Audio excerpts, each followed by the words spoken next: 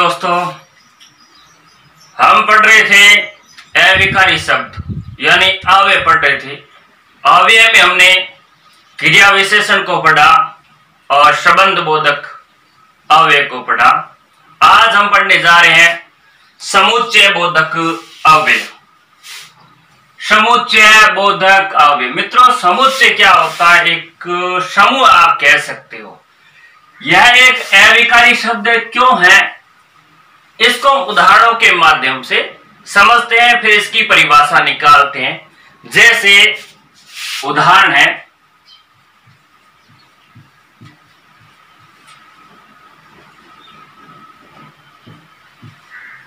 जैसे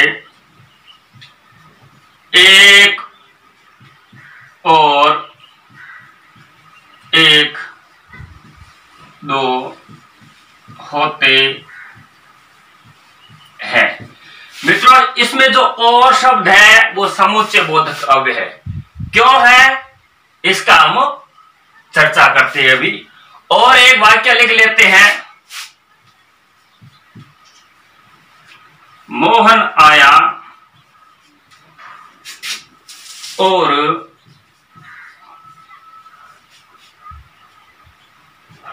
सोहन चला गया। मोहन आया और सोहन चला गया। ये और यहां क्या है? समुच्चय बोधक अव्यय है। जैसे एक वाक्य और लिखते हैं, मैं रामू को लेने उसके घर गया। अब देखो, मैं रामू को लेने उसके घर गया, परंतु वह नहीं आया। अब मित्रों, हमारे पास तीन वाक्य है। पहले वाक्य में और, दूसरे में और है, तीसरे में है परंतु।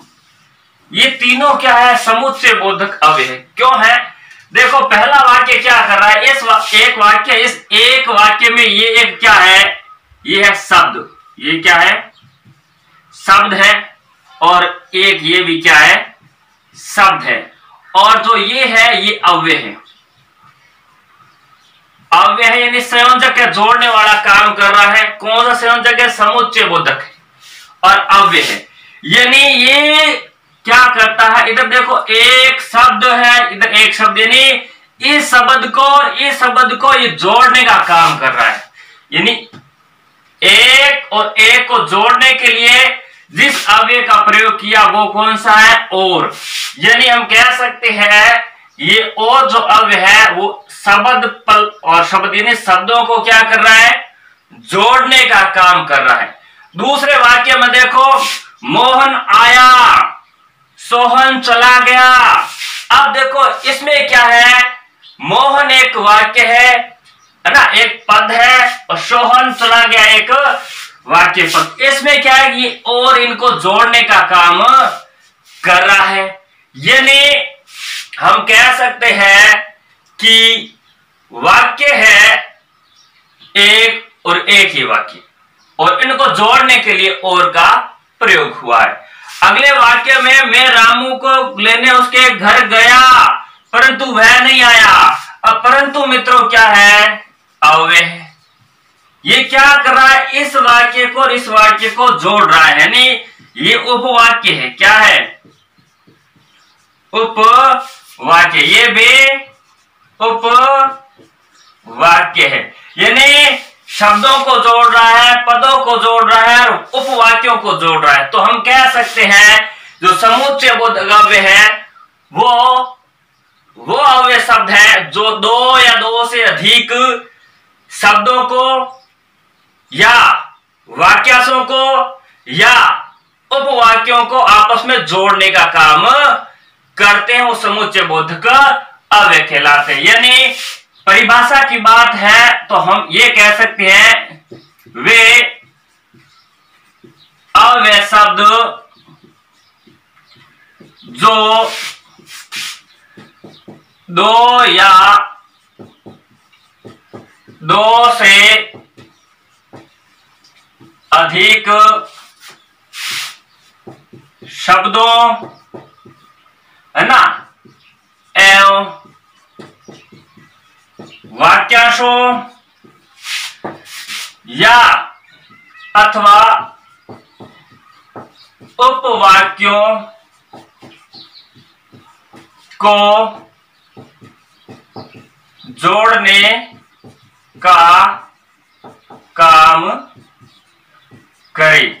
यानी वे अव्यय शब्द जो दो या दो से अधिक भी शब्द हो सकते हैं, जैसे राम, सीता और लक्ष्मण वन में गए, है ना, जैसे राम, सीता और लक्ष्मण वन में गए।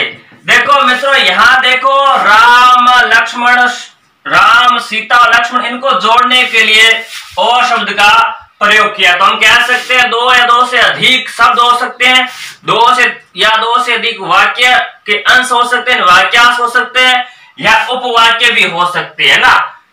उपवाक्य होते हैं वो जो वाक्यों का अध्ययन करेंगे तो पता हमें चलेगा कि ये जो वाक्य होते हैं मिश्र वाक्य में आते हैं और ये संयुक्त वाक्य में आते हैं। रचना और बनावट के आधार पर वाक्य के तीन भेद किए जाते हैं, संयुक्त, सरल और मिश्रित वाक्य, है ना। उनका हम आगे अध्ययन करेंगे, है ना।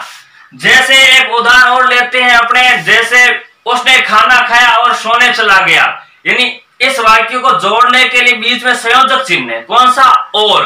तो इस प्रकार हम कह सकते हैं कि समुच्चय बोधक जो अव्यय है वो अव्यय शब्द ऐसे शब्द हैं जो दो या दो से अधिक शब्दों, वाक्यांशों या उपवाक्यों को जोड़ने का काम करते। जैसे एक और एक दो होते हैं, या एक शब्द है और एक शब्द है, इसको जोड़ने के लिए और अव्यय काम में आया है, इसलिए और क्या है, समुच्चय बोधक अव्यय।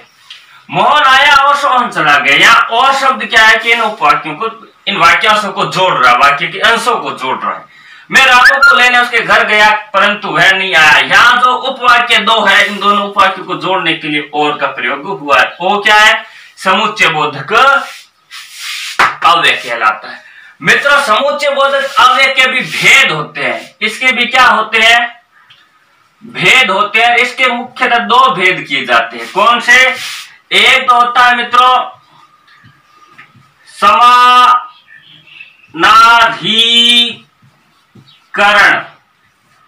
और एक होता है वैधिकरण। देखो मित्रों, समानाधिकरण वाक्य जो भेद है इसके बारे में हम पहले अध्ययन करते हैं और इसके कुछ उदाहरण लेते हैं, उसके पश्चात हम वैधिकरण के बारे में अध्ययन करेंगे। जैसे उसने खाना खाया और सोने चला गया। इस वाक्य में मित्रों आपको पता ही है संयोजक क्या है, और है, इनको जोड़ रहा है ना। और उदाहरण लेते हैं, सवेता एस स्वस्थ थी इसलिए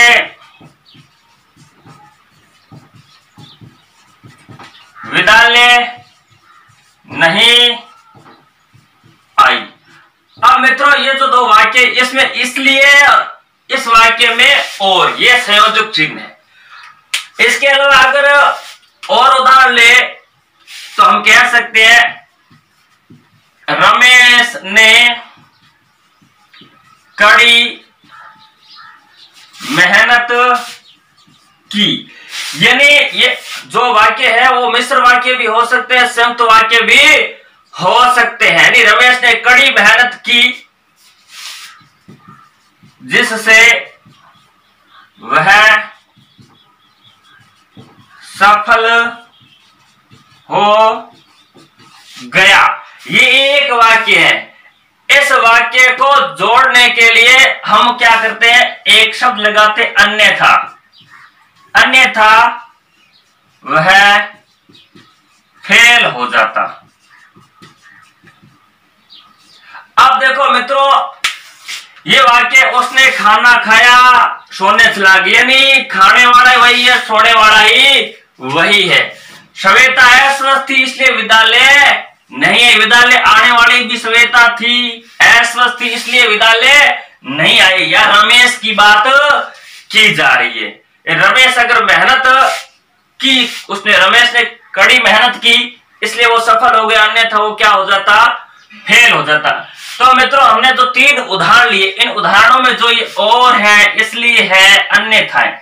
जो ये रेखांकित शब्द है, ये घेरे वाले शब्द है, ये शब्द क्या है, समुच्चय बोधक अव्यय है। क्यों है, क्योंकि ये शब्द दो वाक्यों शब्दों को जोड़ने का बोध करा रही है। यानी किस प्रकार के वाक्य हैं, देखो ये एक ही प्रकार के यानी समान भाव वाले वाक्यांश या शब्द जहां जुड़ते हो वहां समानाधिकरण होता है ना। इन्हें हम जोड़ने वाले जो योजक होते हैं इन्हें समानाधिकरण अव्यय कहते हैं। तो अगर परिभाषा की बात करें कि समानाधिकरण अव्यय क्या होते हैं, किसे कहते हैं, तो हम कह सकते हैं समान भाव वाले पदों अथवा एक ही स्थिति वाले शब्दों, शब्द भी हो सकता है, वाक्यांश भी हो सकता है, उपवाक्य हो सकता है, इनको जोड़ने वाले जो योजक चिन्ह होते हैं, योजक चिन्ह नहीं योजक शब्द होते हैं, और समानाधिकरण अव्यय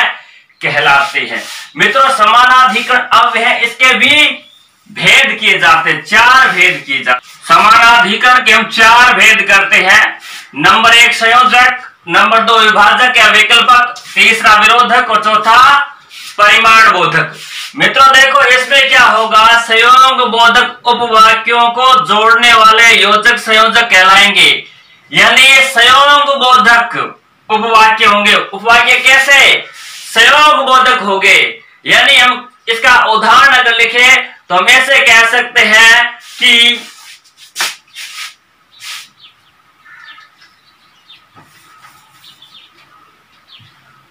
राम, श्याम और मोहन फिल्म देखने गए। मित्रों ये जो संयोग हो रहा है, यानी संयोग बोधक उपवाक्य में क्या होता है कि योजक है वो संयोजक कहलाते। क्यों कहलाते हैं, संयोग बोधक उपवाक्यों को जोड़ते। यानी यह जो वाक्य है इसको जोड़ने का काम कौन कर रहा है, और शब्द कर रहा है। क्या कर रहा है, जैसे सूर्योदय और सूर्यास्त के समय दृश्य बड़ा सुंदर होता है, तो इसमें जो और शब्द है वो क्या है, संयोजक का है। तो एक तो होता है संयोजक, दूसरा होता है विभाजक या विकल्प। इसमें देखो योजक चिन्ह क्या आते हैं, और, एव तथा वे। यानी संयोजक के जो योजक शब्द आएंगे या और आएगा या एव तथा वे आएंगे। जबकि विभाजक में क्या विकल्प बोधक होंगे, यानी या ये या वो। यानी इसमें या होगा ना, जैसे हम पढ़ते हैं समास, द्वंद्व समास में आता है लाभ हानि, लाभ या हानि। यानी व्यापार में या तो लाभ होगी या हानि होगी, एक चीज होगी। चाहे यानी अथवा ये योजक शब्द आएंगे वहां विकल्पक कहे, विकल्पक या विभाजक समानाधिकरण समुच्चय बोधक अव्यय होंगे। जैसे उदाहरण लेते हैं, तुम घर जाओगे या मंदिर।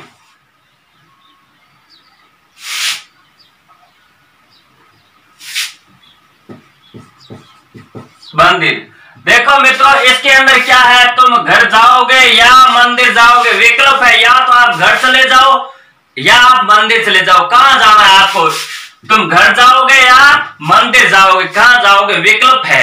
तो जहां इस प्रकार के वाक्य हो वहां विभाजन या विकल्प समानाधिकरण समुच्चय बोधक अव्यय का उदाहरण होगा, उसका भेद होगा।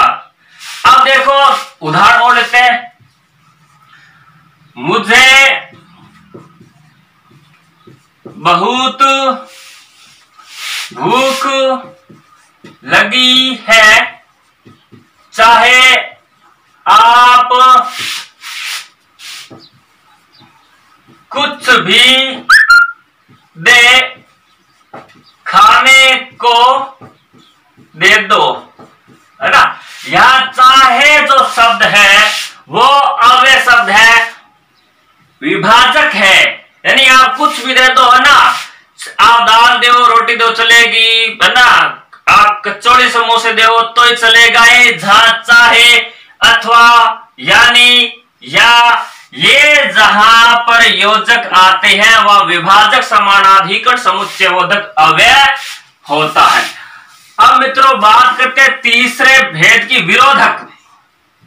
यानी विरोधक उपवाक्यों को जोड़ने वाले योजक विरोधक, जैसे किंतु, परंतु, लेकिन, मगर, पर, बल्कि। ये जो योजक शब्द हैं, ये जहां लगे हो वो वाक्य विरोधक होगा, और समानाधिकरण और समुच्चयबोधक अव्यय का उदाहरण होगा। जैसे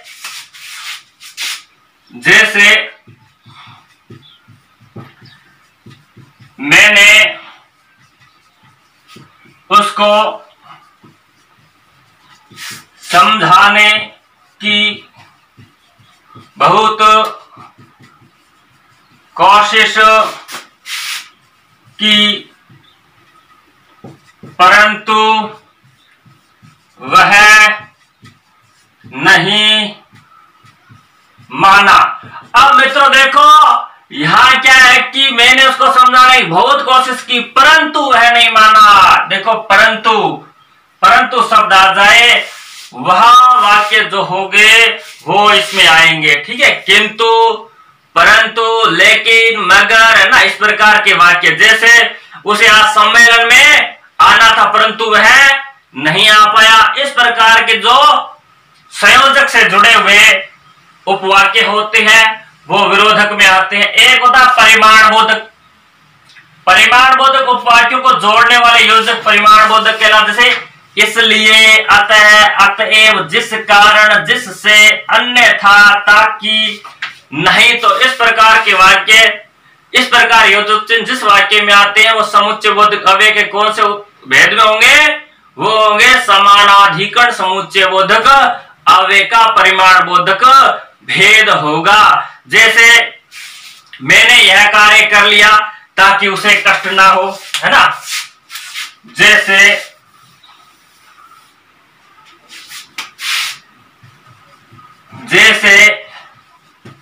मैंने यह कार्य कर लिया ताकि उसको कष्ट न हो। अब मित्रों देखो, एक उपवाक्य ये है, एक उपवाक्य ये है, इनको जोड़ने के लिए जो योजक आया वो ताकि। ताकि जो योजक है वो क्या है कि इन दो उपवाक्यों को जोड़ रहा है ना। ये आएगा परिमाण बोधक का समानाधिकरण का समुच्चय बोधक अव्यय उसका आएगा, उदाहरण होगा। और अगर वाक्य ले तो प्रातः काल की वायु स्वच्छ होती है इसलिए, है ना, वह प्रतिदिन घूमने जाता है। यानी स्वच्छ है इसलिए जा रहा है, परिणाम भी है। परिणाम पहले वाक्य में क्या था, यानी उसको कष्ट न हो इसलिए मैंने काम कर दिया। तो इस प्रकार के वाक्य परिमाण बोधक में आएंगे। तो मित्रों ये था समुच्चय बोधक अव्यय के समानाधिकरण भेद। अब पढ़ते हैं हम व्याधिकरण के बारे में। दूसरा मित्रों भेद था व्याधिकरण। एक तो हमने पढ़ा अभी समानाधिकरण, दूसरा पढ़ेंगे व्याधिकरण। इसके कुछ उदाहरण देखते हैं। जैसे वह चल नहीं सकता क्योंकि उसके पैर में चोट है। देखो वह चल नहीं सकता क्योंकि, यहां जो क्योंकि शब्द है वो क्या है, व्यधिकरण समुच्चय बोधक है। दूसरा देखो, जैसे ही वह घर से बाहर निकला वैसे ही तेज वर्षा शुरू हो गई। देखो मित्रों, इस वाक्य में क्या है, दो शब्द हैं। एक तो है जैसे ही और दूसरा है वैसे ही। जैसे ही वैसे ही ये भी क्या है, व्यधिकरण के उदाहरण है। जैसे और यद्यपि वह चालाक है तथापि मेरा नुकसान नहीं कर सकता।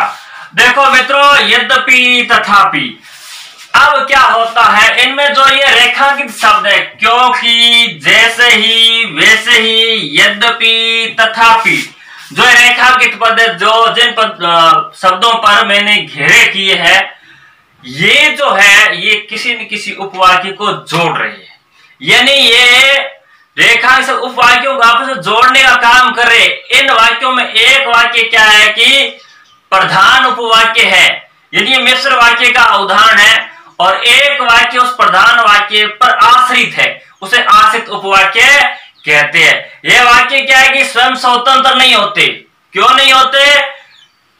ये एक दूसरे पर क्या डिपेंड होते हैं, एक दूसरे पर आश्रित होते हैं। ऐसे वाक्यों को जोड़ने के लिए हमें जिस अव्यय की आवश्यकता होती है वो होता है व्यधिकरण समुच्चय बोधक अव्यय। यानी अगर व्यधिकरण समुच्चय बोधक अव्यय की परिभाषा की बात करें तो हम कह सकते हैं एक प्रधान उपवाक्य, उस पर आश्रित अन्य उपवाक्य को जोड़ने वाले जो योजक शब्द होते हैं वो समानाधिकरण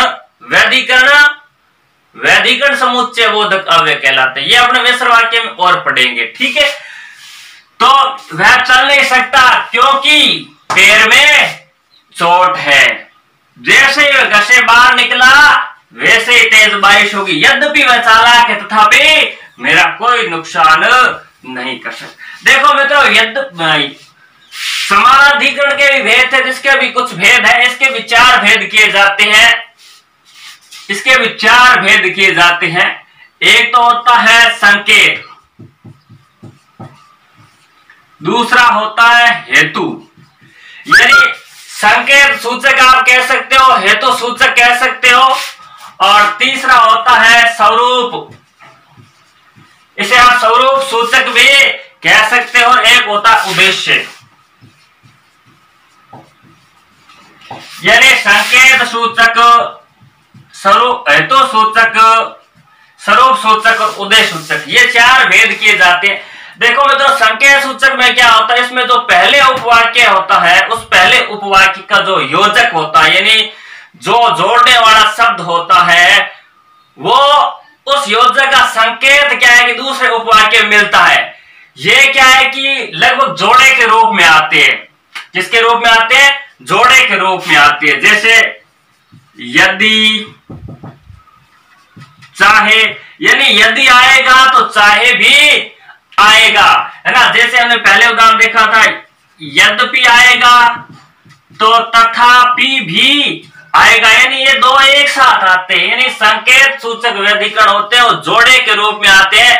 जैसे ही, वैसे ही, है ना। जो ही आया त्यों ही हुआ, तो जो ही त्यों ही, इस प्रकार जोड़े के रूप में जाते वो संकेत सूचक में आते हैं। यानी जैसे ही मैं घर से बाहर निकला वैसे ही तेज बारिश होगी, ऐसे वाक्य संकेत सूचक में आएंगे।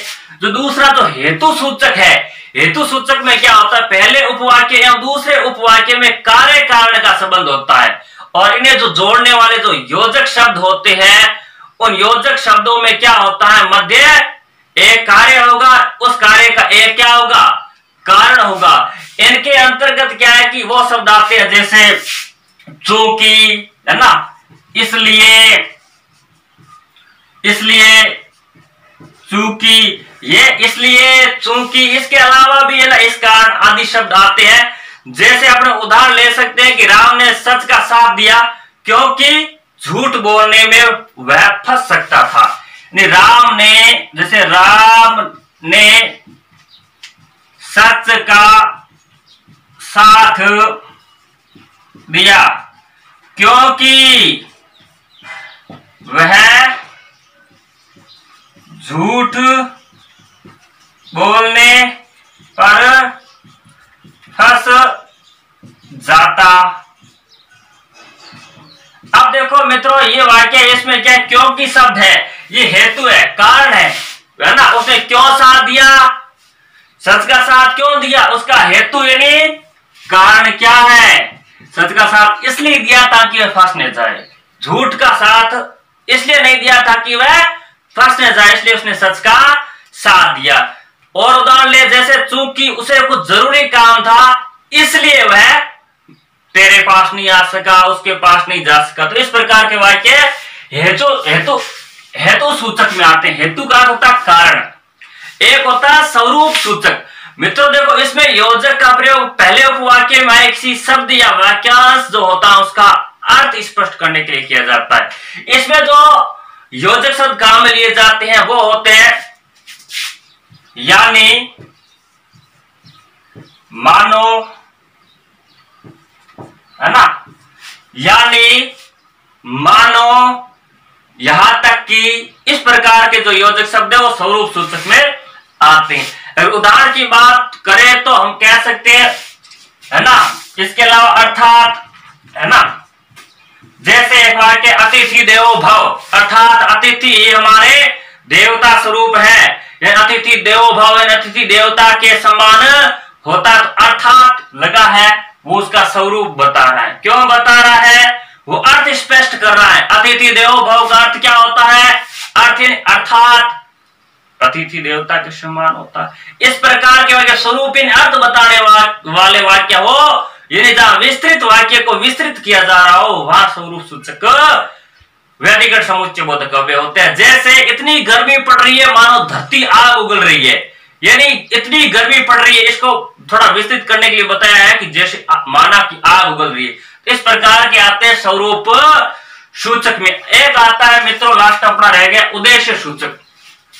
उद्देश्य यानी इसमें पहले उपवाक्य में किसी कार्य का तथा दूसरे उपवाक्य में इसका उद्देश्य, यानी पहले उपवाक्य होगा उसमें तो कार्य होगा, दूसरा जो उपवाक्य होगा उसमें जो उसका उद्देश्य स्पष्ट होगा। दो वाक्य होंगे, पहले वाक्य में कार्य स्पष्ट होगा, दूसरे में उद्देश्य स्पष्ट होगा। इस प्रकार के दो वाक्यों को जोड़ने वाले जो योजक है वो उद्देश्य सूचक में आएंगे। इसमें देखो जिससे, की, ताकि ये आते हैं ना। जैसे हम कह सकते हैं मुझे अत्यधिक परिश्रम करना पड़ता है, या मैं अत्यधिक परिश्रम करता हूं ताकि मैं अपने उद्देश्य में सफल हो जाऊं। पहला तो क्या है, कारण है, कार्य है परिश्रम करना, परिश्रम करूंगा इसलिए मुझे उद्देश्य क्या है, सफल होना प्राप्त होगा। हमें अच्छे कार्य करने चाहिए, क्यों करने चाहिए, अच्छे कार्य करना, ये तो काम हो गया। और अच्छे कार्य करने से क्या है, हमारा जीवन सार्थक होगा। तो जीवन का सार्थक होना हमारा उद्देश्य है, तो पहले कार्य होगा। जैसे हमें अच्छे कार्य करने चाहिए, है ना, जिससे हमारा जीवन